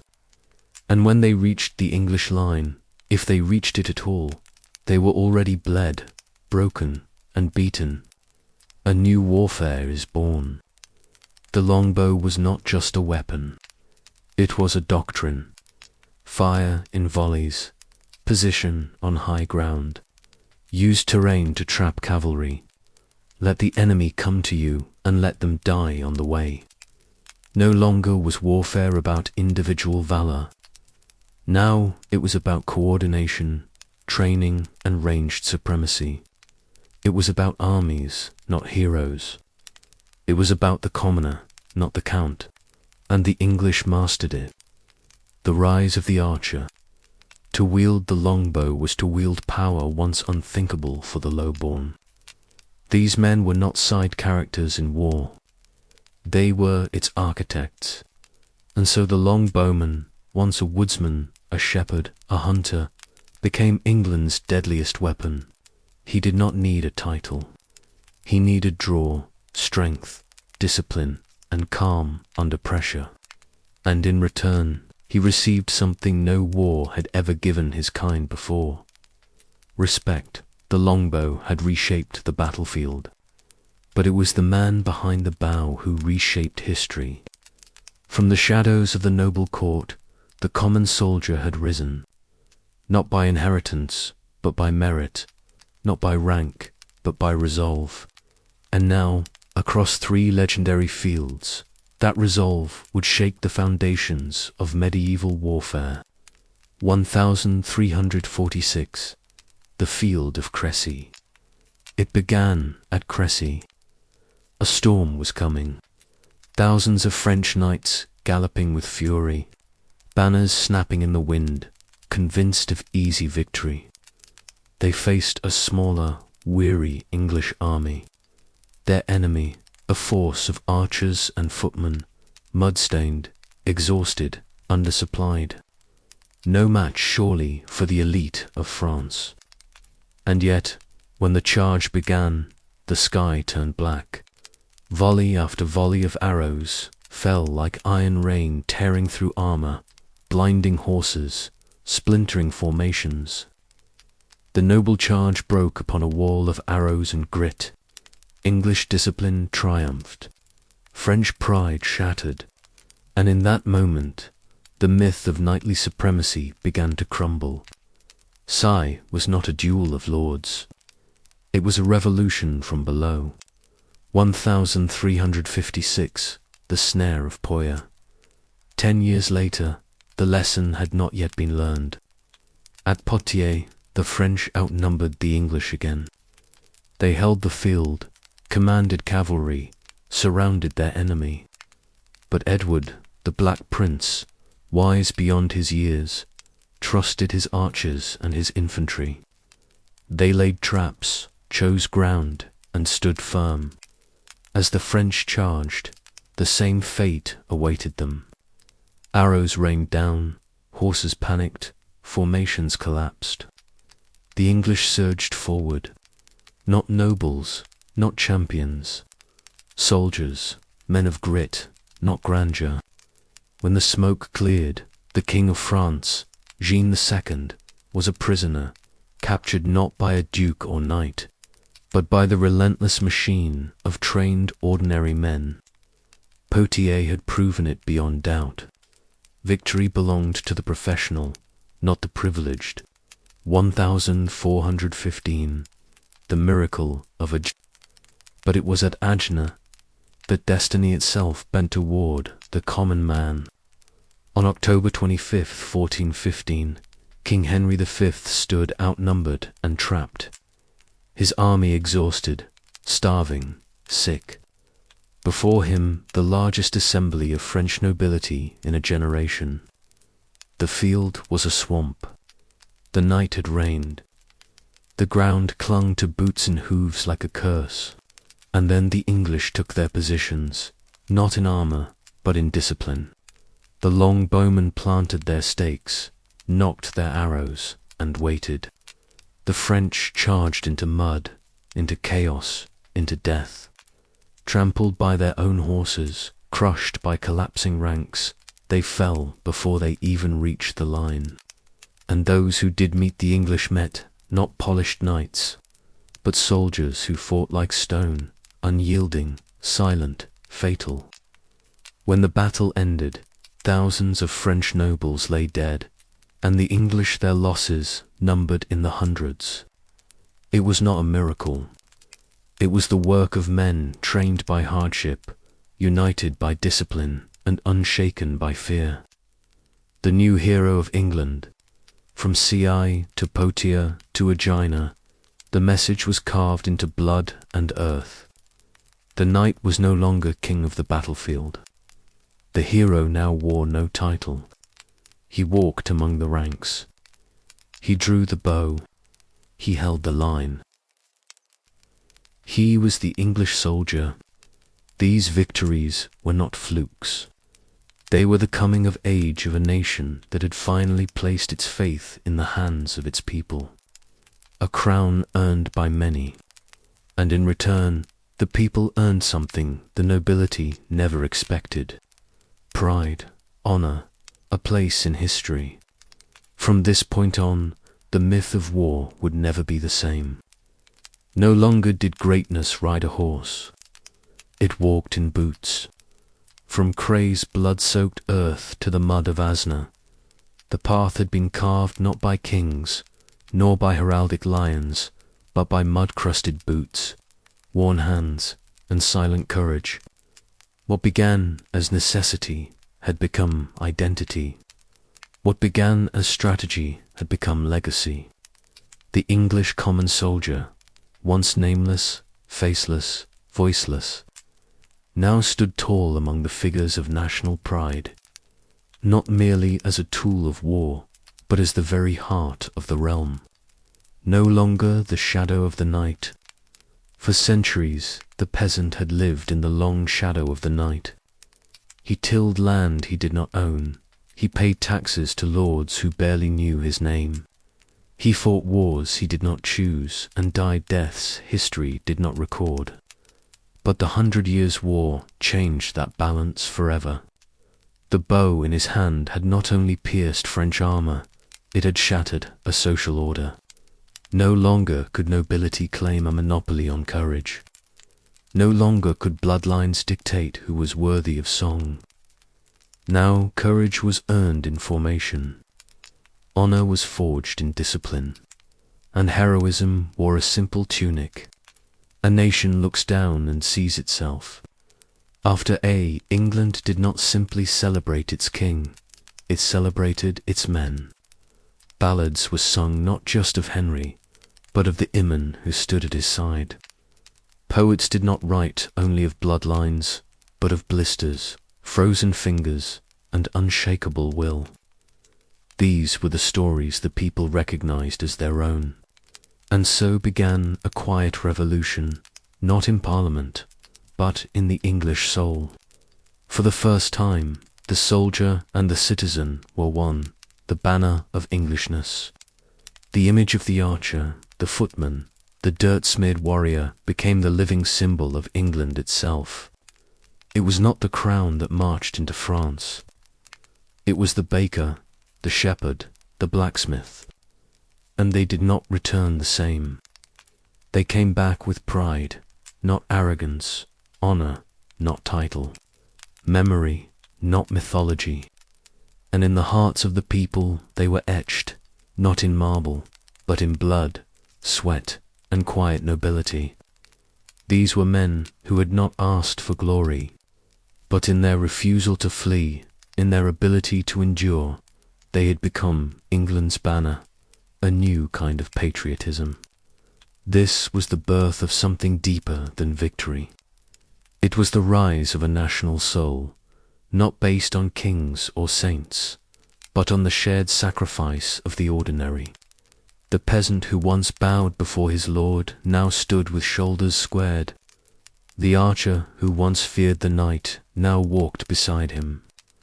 War had demanded everything of them, and in return it had given them something unimaginable. Recognition, the echo that never fades. Centuries have passed. The battlefields have grown silent. The names of kings may fade in the dust of time, but the memory of the English common soldier endures. He is not forgotten in ballads sung. He is not buried beneath titles. He is the anthem in the blood of the people, the quiet strength in every storm, the proof that greatness, once hidden in the shadows, can rise and rise again until it becomes the standard of a nation. For while kingdoms rose and fell and crowns slipped from bloodied hands, it was he, the nameless soldier, the quiet backbone of a nation, who carried something greater across the centuries. And through him, through their defiance, their endurance, their sacrifice, England found what could never be taken, the soul that could not be conquered. The banners would one day fall, the fortresses across the Channel would one day crumble, and the dreams of an English empire in France, grand, defiant, and once so close, would vanish into the fog of loss. But what the sword could not hold, the soul would not surrender. Though England would lose the land, she would win something far greater. In the ashes of war, she discovered herself. The price of the crown. By the mid-5th century, the tide had turned. France, once splintered, now surged with new unity. Rallied by the voice of a peasant girl, turned martyr and driven by a crown determined to reclaim every stone of its soil. One by one, English strongholds fell. Normandy, Gascony, Bordeaux, each a jewel torn from the crown. Even Killala, England's last outpost on French soil, stood on borrowed time. What had begun as a campaign of conquest was now a long retreat, drawn out, costly, and humbling. To some, it looked like defeat, but in truth, it was transformation, the real battlefield. For while swords clashed in France, A quieter, deeper war had been waged within England itself, not for territory, not for thrones, but for belonging, for identity, for a sense of who the English truly were. And that battle, unlike those in Normandy, was won, because war does not only forge empires, it forges nations. The making of Englishness. In the crucible of war, the English people, noble and common alike, had begun to see themselves not just as subjects of a king, but as members of a nation. They spoke a language now distinct from the French courtly tongue. They read poems, not in Latin, but in the earthy rhythm of Chaucer's verse. They cheered for bowmen and immen, not just knights. They told stories of muddy fields, of silent heroes, of stubborn resistance. Their victories had not only reshaped borders, they had reshaped the soul. And so when the armies came home without Aquitaine, without Normandy, without glory, they came home to a land that finally felt like theirs, a nation grounded in the people. In the end, England would no longer be defined by her holdings in France. She would be defined by her own soil, her own language, her own people. She would stop gazing across the channel for validation. She would start looking inward and upward. The very loss of empire became the seed of nationhood. The withdrawal from France made England whole, because through war she had discovered something the continent could not give her. A common history, a shared struggle, a unified voice, what was truly one. So yes, England lost a war. But in that loss, she gained something greater than land. She gained a name, a story, a people who finally knew who they were, and that no army could take, no treaty could sign away, no surrender could stain. The battlefields of France may have echoed with retreat, but in the hearts of her people, England marched forward, triumphant not by conquest, but by becoming herself. The war with France had ended. The final banners had been lowered. The soldiers returned home and the maps redrawn. But something far more enduring had taken root, not in France's soil, but in England's soul. Though she had seated castles and coasts, England stood taller than before, not as an empire of land, but as a kingdom of its own making. For it was not territory that defined her. It was the culture, language, discipline, and will of a people who had endured the language of the land. At the start of the 100 Years' War, England still spoke like a court in exile. French in the palace, Latin in the church, silence on the tongues of the poor. But by the war's end, that had changed. No longer was English the language of the uneducated. It had become the language of the people, the pulpit, the parliament. It was the language of archers who broke knights, of poets who immortalized their struggles, and of kings who would now address their people as one of them. This was no longer the England of borrowed words. It was the England of Geoffrey Chaucer, of sermons in the vernacular, of law in the tongue of the land. Language was no longer imposed. It was owned, culture carved by conflict. Alongside language, culture awakened. The 100 Years' War did not merely redraw boundaries. It redrew the imagination. Art no longer glorified saints and noble blood alone. It began to reflect the muddy boots of soldiers, the weary faces of widows, the iron resolve of a people who had endured siege, hunger, and heartbreak. The taverns told stories of the hearths whispered of distant sons who never returned. The minstrels sang not only of lords, but of lads with bows and iron hearts. This was the culture of survival and of shared pride, a military of the people. And then there was the army. Once the plaything of nobleman war, had become a national affair. Gone were the days when battle was a tournament for knights. In their place rose trained archers, disciplined foot soldiers, and hardened veterans. Men drawn from farms and towns, men who had stood side by side through cold and chaos. Men who had proven that courage could be worn without a coat of arms. The English military became a mirror of its people, not gilded, but grit, not ceremonial, but effective. And with it, England learned a crucial truth. She did not need to look outward for strength. She had already forged it within, the spirit of sovereignty. Most of all, it was the spirit of independence that grew in the silence after battle. Having stood against France's might for over a century, having fought for every inch of land and meaning, the English no longer saw themselves as branches of a Norman tree. They saw themselves as a people rooted in their own soil, a kingdom that might bend but would not bow, a people who had spoken through vows, ballots, and belief. The war had taught them the price of pride, but also the worth of self-determination, the legacy within. And so, as the final embers of the 100 Years' War cooled, England stood not as a broken conqueror, but as a hardened nation, forged not by the lands it had taken, but by the identity it had reclaimed. The tongue was now English.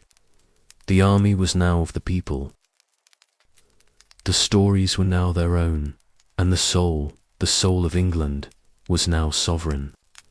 A kingdom had risen from the fire. Her language reborn, her people hardened, her story retold in her own voice. And, as the final echoes of war faded, so too did the last illusions of kinship with the continent. For those swords had once crossed the channel with ambition. By war's end, the channel had become a chasm, not of geography, but of identity. The break with France was not just political. It was psychological, cultural, final, from blood to distance. Once England's nobility had spoken French as a birthright.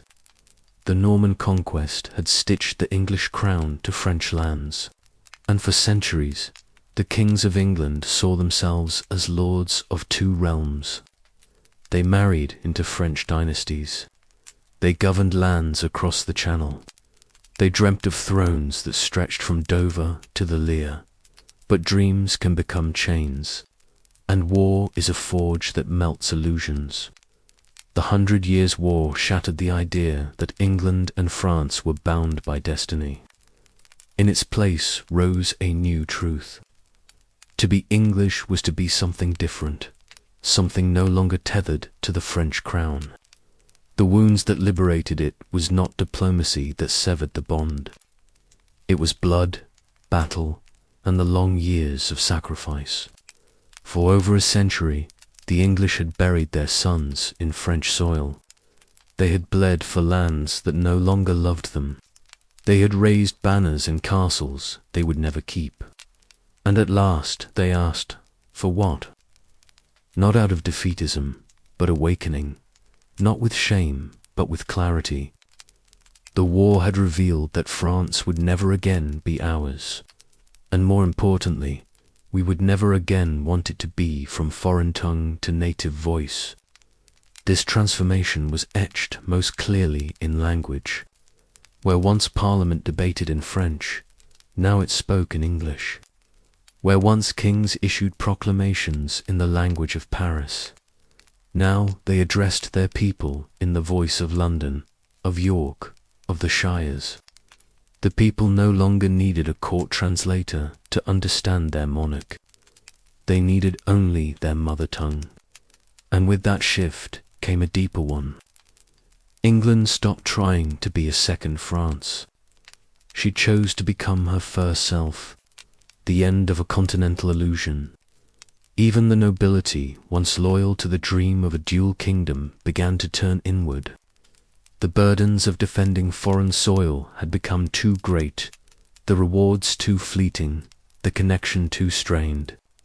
Castles in Normandy were now ruins, titles in Aquitaine meaningless, and with each lost fortress, England became less a shadow of France, and more a nation with a destiny of her own making. The final withdrawal from the continent did not feel like exile. It felt like release, a nation apart. By the end of the 15th century, the separation was not only complete, it was irreversible. No longer did England look to France for culture, for power, or for identity. She looked to her own fields, her own people, her own language. The Channel, once a bridge of empire, had become a moat of sovereignty. And within it, something ancient yet newborn had taken shape. A kingdom no longer bound by inheritance, but by choice. A people no longer half French, half English, but entirely themselves. The severing from France had been clean, final, and necessary. But it was not merely a parting of crowns. It was a transformation of self. In the shadow of war, beneath the banners of kings, something far deeper had taken root. England had grown up, no longer a realm stitched together by feudal loyalty, foreign marriage, and fragile oaths. She had become a nation forged by shared struggle, defined by common voice, and bound by a newly discovered sense of who she was. From feudal webs to national threads, at the dawn of the war. England had been a tapestry of baronses, bishops, and regional lords. Power was local. Loyalties were fragile. The king reigned, but often did not rule. And yet, through a century of conflict, that ancient order had been burned away. Not with laws, but with fire. Not by decree, but by necessity. For war is not kind to disunitiety. It demands central command, loyal forces, and coordinated vision. And so the king, once merely a symbol, became a sovereign in truth. Parliament, once ceremonial, became essential. The people, once subjects, became stakeholders in the realm's survival. The cracks that formed foundations. Ironically, the very pressures that could have shattered the kingdom strengthened it. Taxation to fund the war forced negotiations between monarch and parliament. Military failure exposed the weaknesses of feudal levies and raised the value of the professional soldier. Political instability demanded new mechanisms of governance, representation, and law. And in meeting these challenges, England laid the bricks of her future. She did not collapse under the strain. She stood taller because of it. A people who recognized themselves.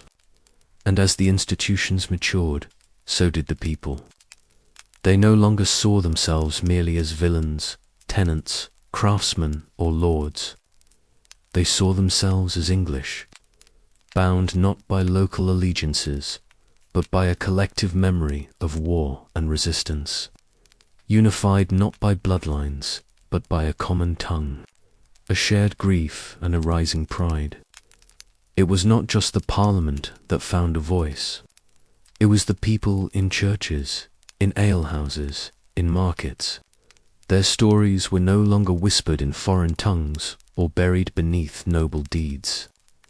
They were sung, written, and remembered in English for England. The end of childhood.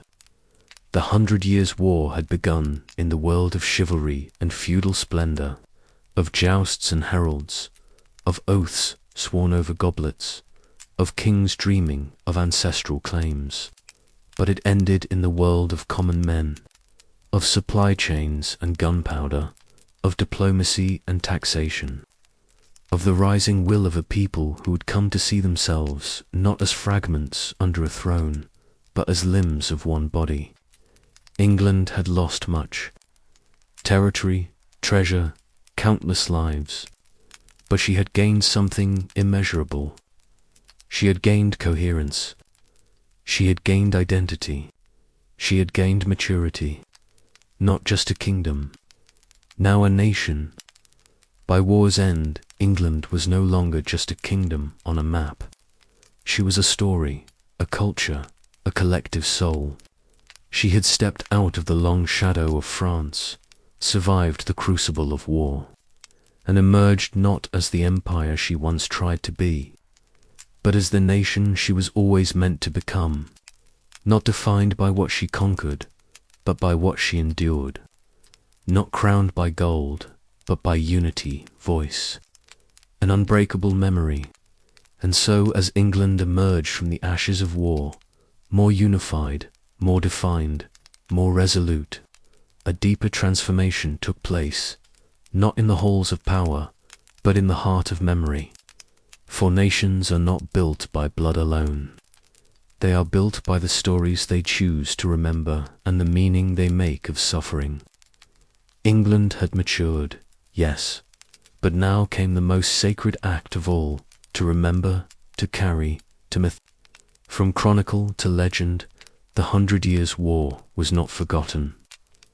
It was immortalized, not as a mere sequence of dates and treaties, but as a vast epic etched into the bones of the people. The names of battles, Crecy, Agincourt, no longer marked places on a map. They became symbols of courage, of defiance, of the common archer who toppled the noble knight, the faces of kings.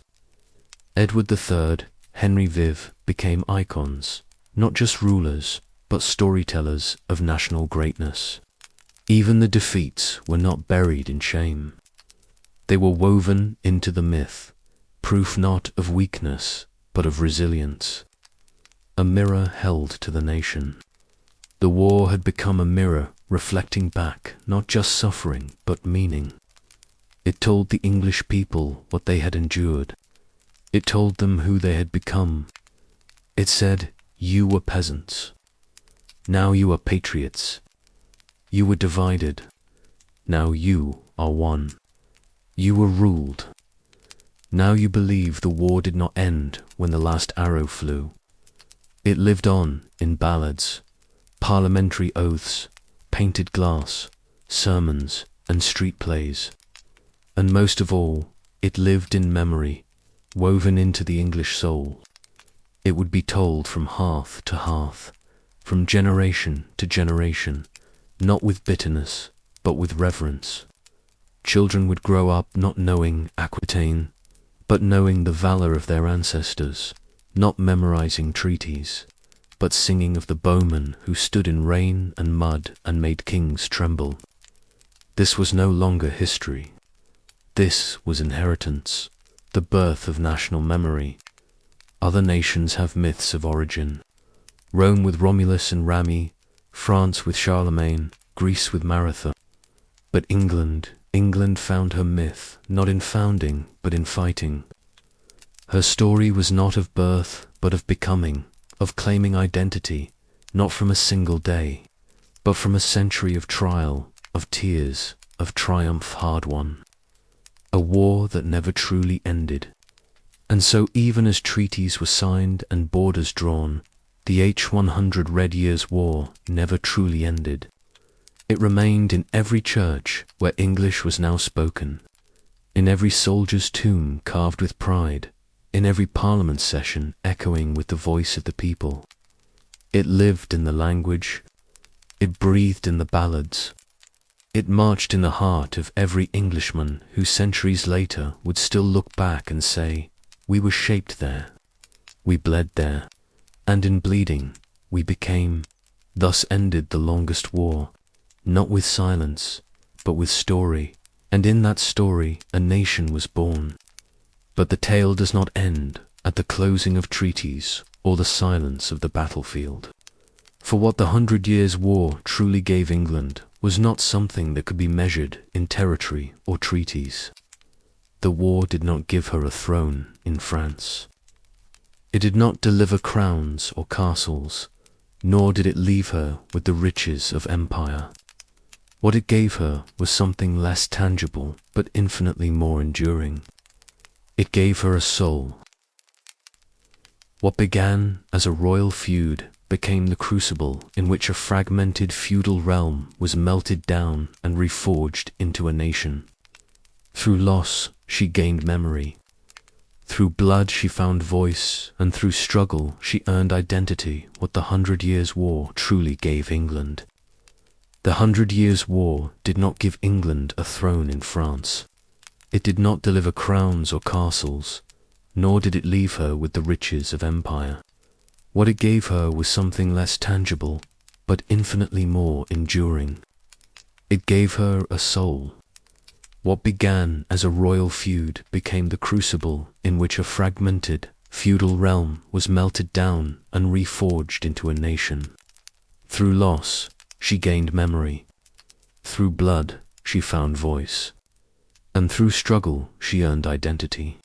From thrones to thoughts, England entered the war, clinging to a claim. A king's right through a mother's blood, a legal argument sharpened into a sword. But in trying to conquer France, she confronted herself. And what she discovered was not a destiny across the Channel, but a truth buried deep in her own soil. That she was no longer a vassal kingdom, no longer a footnote to French ambition, no longer defined by what she had once borrowed. Not language, not culture, not war, a nation of many. From the ashes of feudal arrogance rose a new England, not ruled only by kings and knights, but carried forward by archers, merchants, farmers, and poets. Men who once had no voice became the chorus of the nation. Women who once prayed in Latin heard English in church for the first time. Children who had never seen a battlefield grew up chanting the names of victories and legends. The war belonged not just to the noble few, it belonged to the many, to those who bled, who worked, who believed. A language reclaimed, a story retold. And in that long twilight of conflict, the English tongue, once exiled from courts and scrolls, rose again, not as rebellion, but as revelation. It was the sound of sermons, the language of law, the ink of Chaucer and Gower, the rhythm of rising pride.